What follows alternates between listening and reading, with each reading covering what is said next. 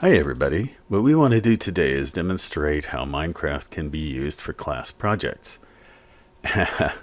Welcome to the rainy land of plenty. The first thing I want to do is show you some of the complexity that we can add quite easily to Minecraft worlds. So I'm going to flip to my flying mode and let's take a quick look around. These park areas here were relatively quickly generated, as were the homes over here, the school, which is a bit to the left, the office buildings. This is a factory.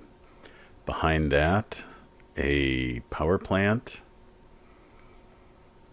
There are lots of variations of skyscrapers, shopping malls, parking lots, you name it. Anything you need to build a city. This is a church. And behind that, that flying saucer looking thing is a soccer stadium. Now, let's get to the problem at hand. Here in the land of plenty, we're being asked to help folks who live in the land of not. And in order to do that, we have to move this wheat. We have to cut it down and move it into those boxes you may have seen over here.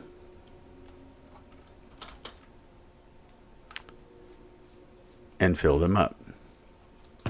Each one of these 54 boxes will hold 64 bushels of wheat. So there's a lot of wheat we can take. The challenge is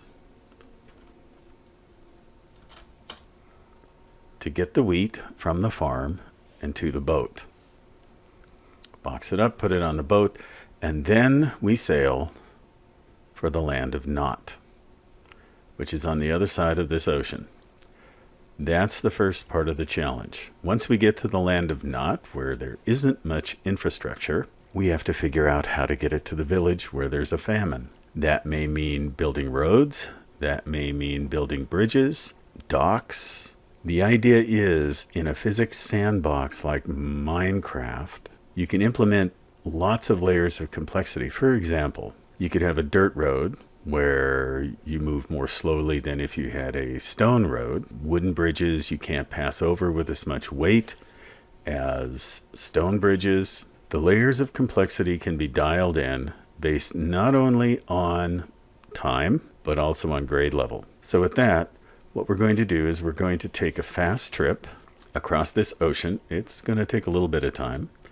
First, we're going to turn on our navigation, and then we're going to get going. Ready?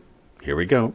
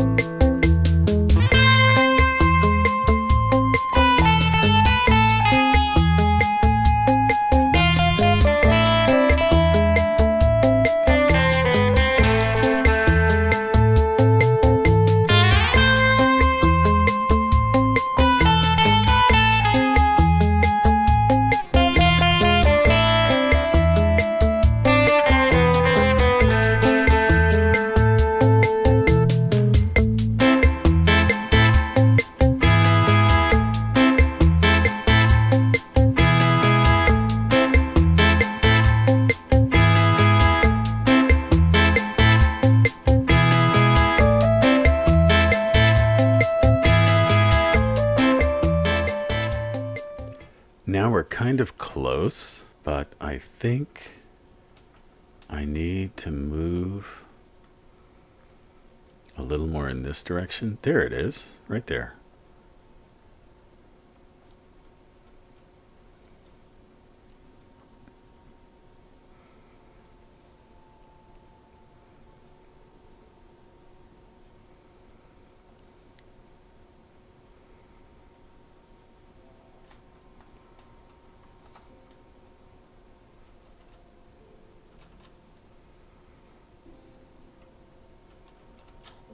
Now, one of the things you'll notice, and you may have heard about Minecraft, is there are monsters, zombies, skeletons, and this sort of thing. In this simulation, we've eliminated them by using peaceful mode. So the animals are still there, they're running about, they can be used for food, but no monsters. So this is, let's go up a little bit. This is our dock. This is the dock in the village of the land of Not. So the challenge is going to be to get the food from the dock here, off the boat, and then over to the village where there's a famine. And if I remember right, that village is over this way.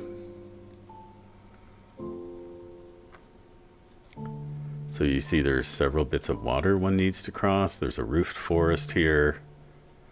There are some hills coming up.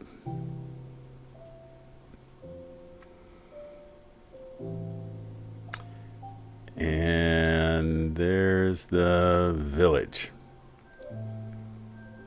Okay. And as we go down a little bit, there are the villagers. Now, the problem for the students would be to find a solution. Do you build a road? Bridges? How do you get here?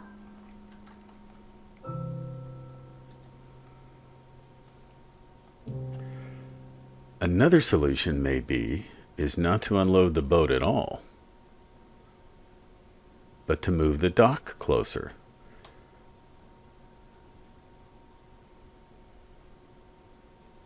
As you can see, the dock's way over here, and as we turn around, there are bodies of water both on the left and the right that could bring the food via boat closer to the village.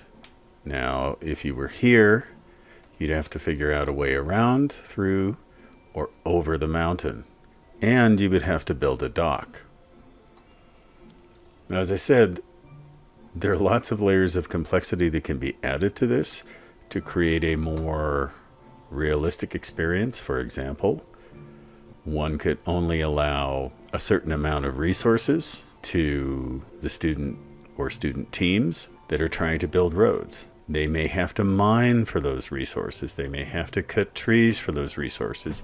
And they need to think about the ecological impact of doing that. Again, if some kinds of roads are faster than other kind of roads, you need to take that into account. And you can also make sure that if they're given resources, the resources are commensurate or equal to what they might actually receive on a daily basis in the real world. For example, it might be easier or harder to mine stone versus timber. Again, Minecraft is a physics sandbox. There's lots and lots of different things you can do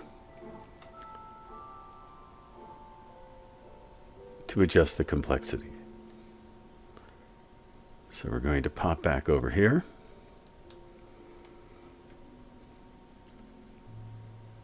And we're going to spend the rest of this rainy night. Let's see if we can get a room in the hotel.